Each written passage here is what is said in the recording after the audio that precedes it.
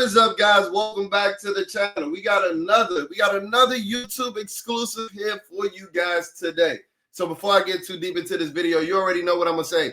Be sure to comment, be sure to like, be sure to subscribe. On the road to 3,000 subscribers, and I can't do it without your help. So go ahead, hit that notification button, hit that subscribe button. And without further ado, man, let's get into today's video to give you a time for all of my videos. It's the evening of Tuesday, June the 10th, 2025, and the Commanders about 7 hours ago concluded their day one of their mandatory minicamp session for the 2025 season. So in my last video, I said that the Commanders were going to be unlocking a particular demon that was on their roster last year. If you haven't checked out that video, go ahead and check out that one. But in my last video, I said that I wasn't going to do a recap of OTAs, the voluntary OTA session, being somebody that has attended a couple of OTA sessions in recent years. You got to take everything with a grain of salt because it's almost like a glorified 7-on-7 session. Well, the mandatory minicamp is a step further than that as we, wrap up towards, training camp and the regular season. Because if you can't smell it, football is in the air. Football is in the air. The temperature is letting me know that it's as hell in the DV.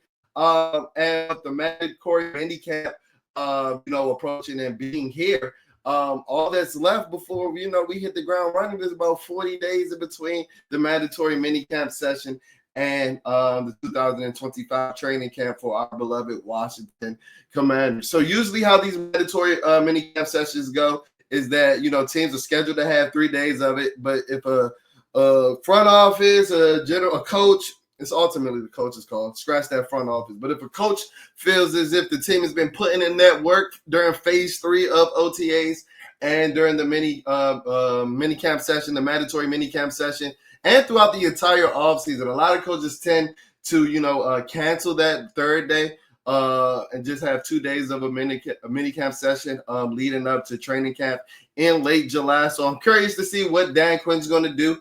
But today was the first day of the mandatory minicamp session with media out on the field and, giving their observations and things like that. So while I wasn't boots on the ground like I like to be, I know I like to be boots on the ground in Ashburn, we're going to just look at some of, with the local beat reporters and, a lot of people that were at practice and the local Commanders media had to say about today's voluntary OTA session, mandatory minicamp session.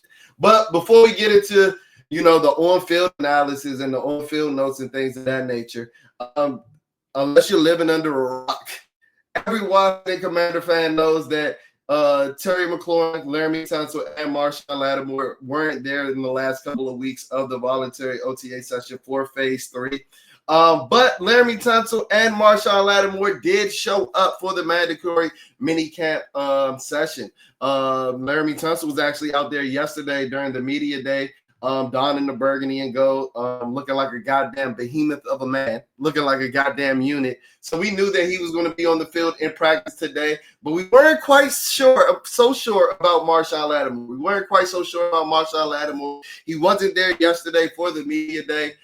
So I guess they're going to be using that old number 23 headshot for him next year. But they're probably going to get a picture and a couple of photos, a couple of flicks in for Marshawn.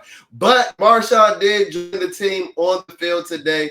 It was his first appearance in the DMV for the 2025 offseason. We heard Joe Jr. say and Dan Quinn say that Marshawn hadn't necessarily been up here as much that offseason. They were keeping in constant communication, constant contact with him, and they were going to deal with him when he got here. Pause. No diddy. Well, he's here. So Marshawn Lattimore and Laramie Tunsil are here. But the one name you notice that I didn't mention is the captain, that guy, number 17, Washington's favorite receiver, Terry McLaurin, did not show up for the mandatory minicamp session. I'm not going to necessarily say that I'm too shocked because it's the same thing. It's the same negotiating. Oh, that was a tongue twister. Negotiating tactic that he used during the 2022 season when he was fighting for his second contract after his rookie contract was about ended, things of that nature. He missed phase 3 of the voluntary OTA session. Then he missed the mandatory mini camp session. Then and while I'm not as necessarily surprised, I will say that this situation in 2025 is a lot different than the 2022 situation. And if you don't know what I'm talking about, I'm not going to go into too much detail here. Go ahead and check out our video that we did 2 videos ago, where I said that the Commanders, they have a Terry McLaurin problem. The Commanders have a Terry McLaurin problem, whether you like it or not. I uploaded that video about 2 weeks ago, and ever since then, the only things that have come out about Terry McLaurin and the Washington contract is reports about how he left the building during the voluntary OTA session, how he's more frustrated with the negotiating tactics from the Commanders and the negotiating period from the Commanders. And it looks like I might be having to bring that crystal ball out again, because I think that this situation is rather peculiar for Terry McLaurin. Wow. As I said at the beginning, he's Washington's favorite receiver, and Terry McLaurin is very ordained in the fan base. Terry McLaurin ain't got to buy a drink in the DMV ever again in his life. But with all that being said, as I said in the episode where I talked about the Commanders having a Terry McLaurin problem, Terry McLaurin isn't a top 3 wide receiver. He's pushing in that top 10. Well, he's in that top 10, but he's not a guy that's on blank check status. And being that, this front office is headed by Adam Peters now with new ownership, this isn't, the regime that drafted Terry. That regime was, 2 regimes ago as far as the front office, as far as the coaching staff and the front office go. So, this situation is a little different, a little different than 2022 and quite peculiar with, Terry McLaurin getting closer to 30, even though he's only going into his 7th year. Out of the receivers that you would deem in the top 10 or top 12, he's the second oldest outside of Tyreek Hill. So while my panic meter isn't at a 0, it's not necessarily a high. If we were on a scale from 0 to 10, I'm probably at a 3 right now. Now, if we get later in June and closer to training camp and we still hearing reports from Jordan Schultz and Adam Schefter and whatever other, national media insider Terry Agents wants to know that they're frustrated and want to let it be known that he's frustrated, then, I got to tick a couple of notches up on the panic meter. But I don't think that it's a nothing burger, and I don't think that it's a 0 that Terry McLaurin isn't there, because I would love him to be there. Second year in the playbook, second year we're building that camaraderie with Jalen Daniels. And outside of the possibility of getting hurt and getting injured, which is the extreme case and the ultimate reason why Terry McLaurin isn't there right now, to potentially harm his negotiation tactics and things of that nature, his negotiation strategies and how he's going to go about negotiating. Outside of injury, I don't see any other cons to attending the voluntary OTA session or the mandatory minicamp session. So I need 17 to get back into the building. Get my guy back into the building.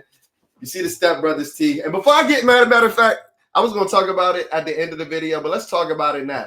Hey, y'all. The Commanders watching. The Commanders are watching. The Commanders are watching, y'all. If you don't know what I'm talking about, the Commanders unveiled,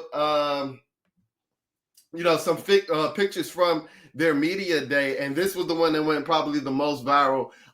It's Jalen Daniels and Mikey Sanders still in the stepbrother, yearbook photo, in the stepbrothers family photo. Like, the Commanders been watching, y'all. The Commanders been watching. Now, I got Jaden and Terry, but they couldn't do Terry because 17 wasn't in the building. 17 over there negotiating the big bucks, playing deal or no deal, like he over there with Howie Mandel or something. But the Commanders been watching. Hey, shout out to the Step Brothers, man. Bleeding B&G had it first. Bleeding B&G had it first. Tell a friend and tell a friend. This is all the more reasons why you should subscribe. But enough with the shit, enough with the shits and giggles, enough with the jokes. Let's get into, and recap the mandatory mini camp session. OTA session for the Commanders in day one. So it started with a Dan Quinn press conference. He did a presser prior to practice, and the local media did some anecdotes, and they tweeted out some anecdotes. Dan Quinn on Terry McLaurin skipping mandatory minicamp. Sometimes football and business intersect. This is one of those times. Let them work through that. Nikki Javala essentially said the same thing. JP Finley essentially said the same thing as well. So just looking through that quote, quote, deciphering through that quote, it doesn't seem as if Dan Quinn is too worried about Terry McLaurin's absence right now. And I'm in the same boat. Like I said, it's June 10th. It's June 10th. They don't have training camp for another 6 weeks, and the season isn't for another 2.5 months. It's June 10th. It's June 10th, 3 months almost. The season isn't for another 3 months. Almost exactly 3 months. So hold your horses. It's June 10th. I'm gonna keep saying that while I would love Terry McLaurin to get in the building. It's June 10th. I don't know how much more I can stress that. Dan Quinn addressing the media before the start of minicamp. Brandon Coleman's versatility at TCU has helped him so far this offseason. He's a rare guy because he has the size and athleticism to play both guard and tackle. And that was something that they've talked about since we brought in Brandon Coleman, to be honest, when we drafted him in the 2024 draft. I've said since we brought in Laramie Tunsil that I think that Brandon Coleman's best position is going to be at the guard position. I didn't know if that was going to be right guard while, Sam Cosme's on the men, or was it going to be the left guard where, he essentially would be the most talented player at that left guard position, battling it out with like Nate Herbig, I guess that's his name, and Nick Allegretti. But out of those two names that I just mentioned, Brandon Coleman is clearly the most talented guy out of there. And with him showing the ability to hold up at left tackle last year, with that athleticism, he'll shine playing in the interior of the offensive line. He's not necessarily facing as many one-on-one pass sets and things of that nature. And the reason why I was an advocate for sliding him into left guard or guard once we signed Laramie Tunsil is because it gets you bigger on those trenches. Nick Allegretti, great guy, but there's a reason why he was a career backup in Kansas City. He doesn't have the girth, no diddy, needed to be like an all-pro, Pro Bowl caliber lineman. And you quite frankly, you need all-pro and Pro Bowl caliber offensive linemen to go against some of these front sevens. And not only the NFC, but specifically the NFC East. Dan Quinn said Marshawn Lattimore, who was dealing with a hamstring injury last season, will be a full participant going into minicamp. No restrictions. They'll adjust if needed. And we'll see. It was a video that went out when the DBs were running like shadow drills against each other, where Marshawn was the wide receiver against Trey Amos, and he was cutting, he was juking. And I actually tweeted out, I said, "What hammy? What hammy?" It looked like he was concerned about that hammy at all. And I went out. I ain't gonna say his biggest critic. I'm not gonna say his biggest critic, but I've been holding Marshawn Lattimore to the fire all off season. The joke over here bleeding me and G is that he left his hamstring on Bourbon Street last year. But I truly believe that if Marshawn Lattimore can get as close to 100% as a 29-year-old corner that's going into his 9th year in the league I think that Marshawn Lattimore still has a few, if not elite, damn good years in him, and I think he's a perfect fit to be, and I think he's moving up to the task to be the cornerback one for the 2025 Commanders. There wasn't no restrictions. Dan Quinn said Terry McLaurin missing, and Kurt said of Terry McLaurin missing, and doesn't impact the building or offense. The good news is that a lot of rapport has been built. Sometimes football is a business. John Quinn on the copy and paste too. So that was basically the theme of Dan Quinn's press conference, talking a lot about Sean Lattimore, talking a lot about Terry McLaurin, the guys that weren't at the voluntary OTA session. So before we read too many more copy and paste tweets, we're gonna go into the field work and what the beat reporters and the local media said about what they saw on the field today. Zach Selby with the annual minicamp photo. With the annual minicamp photo, Will Muschamp, is he still the coach of the Florida Gators? Florida Gators head coach was at Washington Commanders minicamp. Jason Garrett was also there as well. I'm pretty sure that was an awkward and odd sighting. But don't worry, Commander fans. He was just there as a guest of Dan Quinn, with them previously working on that Cowboys staff. But yeah, we don't let any part of the gingerhead demon known as Jason Garrett keep him as far away as from the Ashburn coaching's office as possible. The unit, Laramie Tunsil in the flesh, going through individuals. Then we got, ain't that beautiful? Look at that. Ain't that beautiful? Our bookend tackles, Josh Connolly out here down in the 72, and Laramie Tunsil, who's just a goddamn mountain of a man. Don't get me wrong, Josh Connolly is a first round prospect. And I have high hopes for Josh Connolly. But you can tell there's levels to this. This is a first round prospect in his first year, and this is a first round prospect going into what, year 10. There's levels to this. Laramie Tunsil's a goddamn unit. You see Josh Connolly still a little soft. We ain't gonna put too much smut on his name, act like he ain't been working this offseason. But Laramie Tunsil look like he ready to have 60 pass block reps right now against Myles Garrett. Right now, he look like he ready. He's up to the task for 60 pass blocking reps against Myles Garrett right now. He looks like mid-season form in June, and that's all the reason why in my last video I said Laramie Tunsil's, he's honestly like the person I'm worried the least about out of the guys that didn't attend the voluntary OTA session. I told you, while he might not be as good as Trent Williams, I'm gonna hold Laramie Tunsil, and I'm gonna keep comparing him and have that parallel to Trent Williams. But those guys are otherworldly athletes. Trent Williams wasn't going to mini camps or OTAs later in his career as well. Guess what? That did not affect him come Sundays in October. Marshawn Lattimore out there in the flesh, down in the two, getting back to his old Ohio State ways, getting back to his old scarlet and gray ways. I ain't mad at it. He was an elite cover corner. Some more film of Marshawn, some more, clips of Laramie Tunsil getting at it during stretching. You can see more of just how he's a goddamn physical specimen. Goddamn behemoth of a man. Laramie Tunsil the type of nigga that, like, after high school and in college, when I seen them type of niggas, I knew like the NFL like wasn't a reality for me. I'm like, goddamn, like it's actually niggas like this big in the world. Laramie Tunsil is one of the niggas. Like if I see Mikey Sanders still on the field, I'm like, oh shit, this nigga gives me promise. He gives me hope. I can do this. I can make it to the NFL. Then you see a nigga like Laramie Tunsil who's built like struck on steroids, and you like, on second thought. Marshawn Lattimore back at it again in the DB drill. Hands. Showing off the hands. Close up footage of Marshawn Lattimore. You know, the local media, one thing they're going to do is hype it up.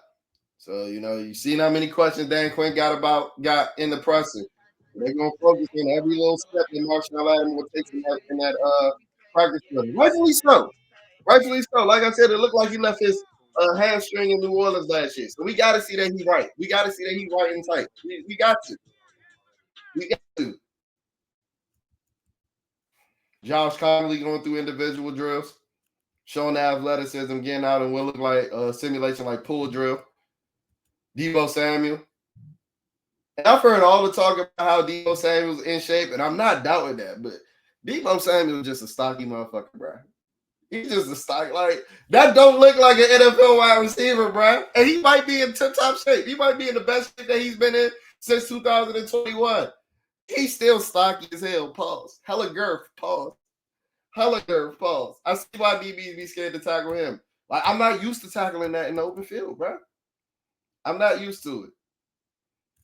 Trey Amos had some shine in the command center a couple of days ago. Zach Selby, I got Zach Selby, one of the best in the local media with keeping us updated. Make sure you following him for training camp and for the next couple of days of minicamp. He said Chris Moore just had the catch of the day so far. He hauled in a deep shot for Marcus Mariota with Jeremy Reeves in coverage. We bought Chris Moore in late last year. It's a veteran guy. And it's good to see that he's making plays, and we got some unheralded wide receivers making plays, especially when our wide receiver one isn't in the room. Bobby Wagner wasn't there.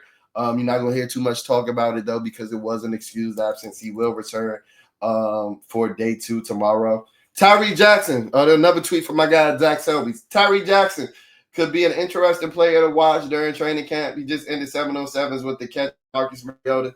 He's 6'7", 249 pounds. So if he can earn the spot, will be a massive target. That's interesting to see Zach Selby say that, because Zach, say what you want about Zach. He's plugged in with the team. And he's one of those local media guys that I tend to pay a little extra attention to because a lot of the things that he says tend to come true and tend to come into fruition and things of that nature. And he's talking about Tyree Jackson. If you guys aren't familiar with Tyree Jackson, I believe he's on our practice squad last year before he got injured. But think of him as like 2025 version of Logan Thomas. We bought in Logan Thomas in 2020 after he had, went through the experiment of converting from quarterback to tight end, and he had a rather successful stint here in Washington. Well, Tyree Jackson is that same type of guy. He played quarterback at Buffalo. Actually, our guy, a friend of the family, former Washington Commander, Jared Patterson, and he's bounced around a couple of teams. I think he was with the Bills practice squad and the Eagles, making that transition to tight end. But he gives you something that you don't necessarily have in the room right now, with a huge athletic body. Like John Bates and Zach Ertz are big. They have big frames, but I wouldn't call either of those guys athletic, especially Zach Ertz, the ripe old age of 87. But this is the video I was talking about. Marshawn Lattimore, Trey Amos going through drills. Look at Marshawn cutting, juking. Hamstring where? Hamstring where? Look at him. Cutting, juking. Hamstring where? Hamstring where? So yeah, I'm sorry that video got me a little hype because if we get CB1 and top 10 caliber cornerback Marshawn Lattimore, I think this defense can take it to another step. I'm not really questioning the offense with the Golden Boy number 5. Speaking of him, can y'all believe I went 22 minutes into this video? I ain't even talk about the Golden Boy 5. We see him throwing the Deebo Samuel. But guess what? You want to know why I ain't really talked about 5? Because this rinse repeat. Def Taxes and Jalen Daniels been nice at football. Football comes so easy to him. Zach Selby said, big down. This is what I'm talking about. I told y'all, the running back battle. This is what I'm talking about. This is where we get spicy. But first, Zach said that Deebo had a nice catch from Jaden Daniels down the sidelines. He was able to keep both feet in bounds. But now talking about that running back battle. Big run by Ja'Cory Krosky-Marriott to the end zone, beat the defense outside and sprinted up the sideline. Really showed the speed on his play. And when I seen that tweet, I almost lost my shit, y'all. I had to tweet after that. When I seen that tweet, I almost had to change my pants at work. I'm not even going to lie to you. I got so excited, I went ahead and tweeted this. I said, if JCM, Bill, Ja'Cory Krosky-Marriott shows home run ability in camp, give him the starting job right now. I don't care. Because that was the only question I had about him, watching him pre-draft. Y'all know I was the first one in the community to tell you about Ja'Cory Krosky-Marriott. Go ahead and give me my credit. Go ahead and give me my flowers. All the more reason why you should subscribe. But the biggest question is, and while he was able to run away from some defenders in college, in his couple of games at New Mexico, in his one game at Arizona, I had questions about if he had that home run ability running away from NFL defenders. Well, guess what? I don't know if it was the first, second, or third string defense that he was doing this against, but I don't care. You want to know why I don't care? Because I don't remember the last time I saw a report like that from Brian Robinson. I don't remember the last time I saw a report like that from Brian Robinson. And guess what? It's okay. It's okay because while I know I might be biting off more than I can chew, if Ja'Cory Krosky-Marriott, Dan Quinn, you want to preach competition? If Ja'Cory Krosky-Marriott shows that he's the best running back throughout the mini camp and throughout training camp, I need him starting week 1, bro, because we know what Brian Robinson is. I actually want to get to a couple of his quotes before we get on out of here, because he actually had a press conference skirmish after practice where he talked about, this being a big year for him, how, what did he say? His biggest thing is his availability and being healthy. There it is. He said his biggest thing, he's excited to continue along here and show why I'm here, why he's supposed to be here. There was a quote where he said, like, his biggest thing is health and things like that, because he said he's healed when he's well. I think that was the quote that came out. And while I don't disagree that health is the biggest thing that Brian Robinson needs to focus on, that ain't the only thing. Need to focus on getting a little bit of skills too. Need to focus on getting a little faster, running with a little more explosiveness, getting a little more vision, because Ja'Cory Krosky-Merritt, as you see through the tweets, is on his heels. Excuse me. Javon Kinlaw had a post-practice skirmish as well, which is he feels always something to prove, and that working with Daryl Tapp again means a lot to him. Side note, Kinlaw is massive. It seems like that's one of the narratives that the media is going to be pushing all season. So be ready for it. They're going to be talking about how much bigger we got along the trenches, because they can't seem to not bring it up anytime they talk about Javon Kinlaw. So that'll do it for our minicamp day 1 recap. Hopefully you guys, if you didn't know, got all the information that you needed coming out of Ashburn. Day 2 tomorrow, and we'll see about day 3, because I told y'all how most NFL franchises go and how they carry these mandatory minicamp sessions. But as always, if you're not following us on social media, what are you doing? At Bleeding BNG, BLEEDNG, BNG on Instagram, BLEEDIN, BNG on X. So there's only one G in our X handle. This is a YouTube only or a YouTube exclusive. But if you do happen to want to listen to us on the podcast form, you can add us on Spotify, or Apple Podcasts. Please leave a rating or a review. That's how we finesse these algorithms, so that when you're searching anything Washington Commanders, Bleeding BNG is that #1 content hub that pops up through your search bar. And yeah, back recapping minicamp day 2 tomorrow. And hopefully you guys learn a little bit more about your 2020 Washington Commanders today. I'll check in on y'all on the flip side. Hit that subscribe button. I see you. You better hit that goddamn subscribe button. Peace.